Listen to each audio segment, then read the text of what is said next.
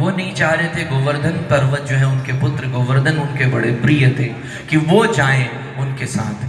तो वो प्रयास कर रहे थे कि उनको ना दिखाऊं, मैं उनको ना बताऊं, इंट्रोड्यूस ना कराऊं, परिचय ना कराऊं बाकियों को। पर क्या हुआ, पुलस्त ऋषि ने देखा कि गोवर्धन, गिरिराज गोवर्धन को उनको बड़ा अच्छा लगा, क्योंकि गिरिराज तो स्वयं भगवान के धाम से आए, उनके यहाँ पर प्रकट हुए हैं।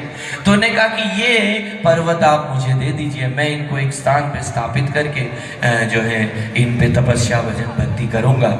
तो जब ऐसा कहा तो अब उनके गोवर्धन के पिता नहीं चाह रहे थे, पर मजबूरी में अब क्योंकि ऋषि की आज्ञा है, ऋषि क्रुद्ध ना हो जाए, और अपने घर से एक ऋषि को, इतने महान ऋषि को मैं कैसे संत को भेज सकता हूँ बिना उनकी आज्ञा पालन के। तो उन्होंने जो है उनको दे दिया। जब दे दिया तो गोवर्धन जी भी नहीं जाना चाह रहे थे।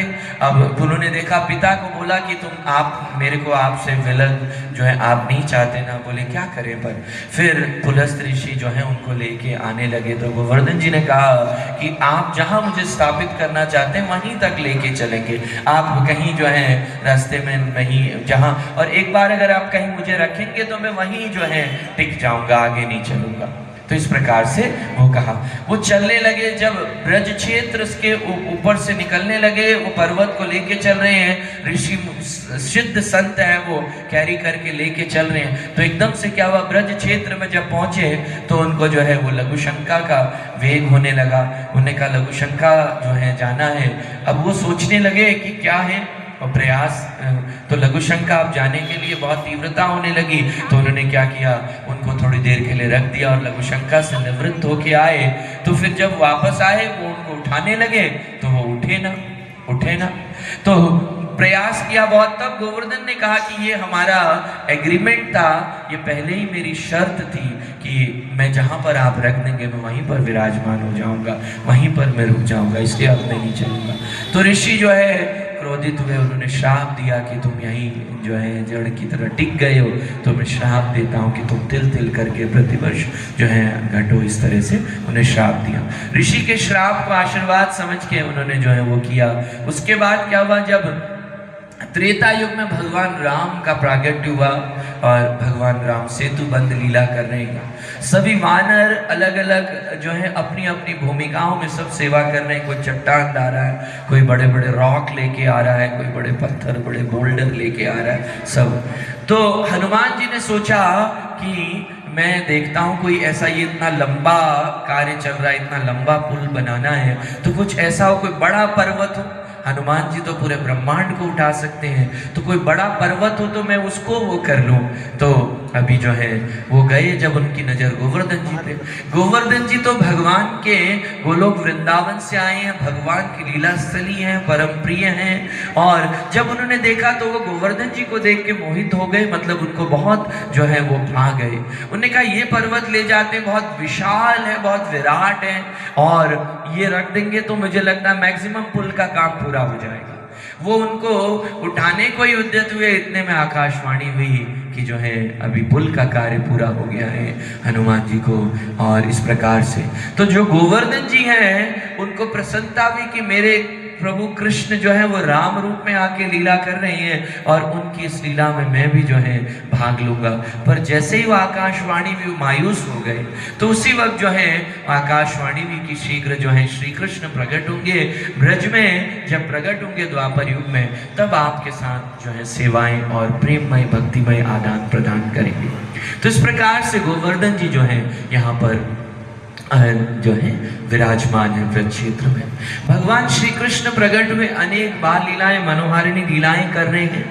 और श्री कृष्ण 5 वर्ष तक के थे, तब तक वो जो है बछड़ों को चराते थे। 5 वर्ष से बड़े हो गए, गौओं को चराने लगे, उनका प्रमोशन हो गया, उनके राइट्स बढ़ गए, उनके अधिकार जो है वो बढ़ गए।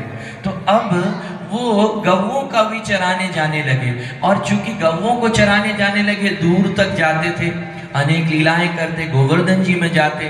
गोवर्धन जी जब छोटे थे तो तब नहीं जाते थे, पर जब बड़े हो गए तो जाने लगे। तो क्या हुआ कि अब एक दिन क्या देखा उन्होंने कि कुछ एक मीटिंग चल रही है फेस्टिवल कमेटी की, नंद बाबा के यहाँ, मतलब कि सब परिवार के या उस ब्रज के जो बड़े जन हैं वो सब एकत्र होकर कुछ चर्चा कर रहे हैं, कुछ और कुछ साथ ही कुछ आयोजन की तैयारियां चल रही हैं। तो श्री कृष्ण कहने लगे किस बात की जो है चर्चा चल रही है, क्या चल रही है। कृष्ण ने देखा कृष्ण अंतर्यामी है, क्योंकि कृष्ण एक जो है एक मर्यादा विनम्रता का परिचय दे रहे हैं। तो कृष्ण ने उनसे प्रश्न किया, नंद बाबा अन्य वहाँ के जो सीनियर्स थे उनसे वो पूछने लगे।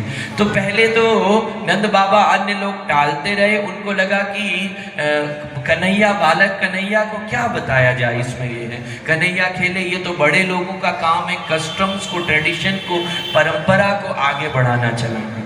एक बार सब लोग दोनों हाथ ऊपर कीजिए, ऊंचे स्वर में बोलिए हरे कृष्णा। हरे कृष्णा। सभी ऊंचे स्वर में बोलिए, बड़े पावन दिन आप आए हैं, ऊंचे स्वर में पुकारिए हरे कृष्णा कृष्णा कृष्णा कृष्णा कृष्णा। हरे हरे हरे हरे। हरे राम हरे राम। हरे राम हरे राम। राम राम राम राम। हरे हरे हरे हरे। तो गोवर्धन जी क्षमा कीजिए, तो जब ये तैयारी चल रही थी तो बार बार कृष्ण जब पूछने लगे नहीं वो हुआ, तो कृष्ण भगवान बड़े बुद्धिमान हैं।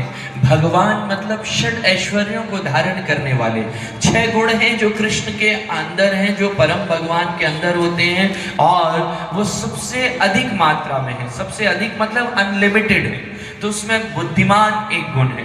तो कृष्ण परम बुद्धिमान हैं। तो कृष्ण कहते हैं कि मुझे आप बताइए, देखिए मैं आपका पुत्र हूँ, आप जिस कार्य को करने हम जा रहे हैं उसका महत्व पता होना बड़ा जरूरी है।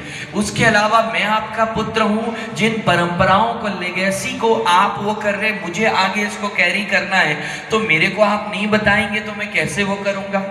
और उसके अलावा जो आपके साथ तैयारी में लगे हैं जिस कार्य को करने की, क्या उनको इसका महत्व पता है, इसका प्रयोजन क्या है, इसका पर्पस क्या है पता है। अगर किसी व्यक्ति को शास्त्र ऐसा कहता है, किसी व्यक्ति को उस जिस कार्य को वो कर रहा है अगर पर्पस पूरी तरह पता नहीं है तो उसका उतना लाभ नहीं मिलता।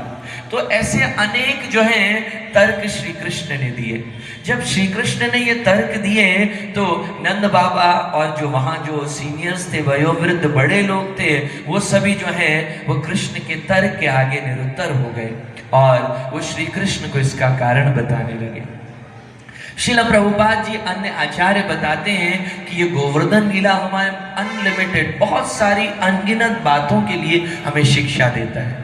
ये जो कृष्ण ने तर्क दिया नंद बाबा को, ये तर्क हम सभी के लिए भी है।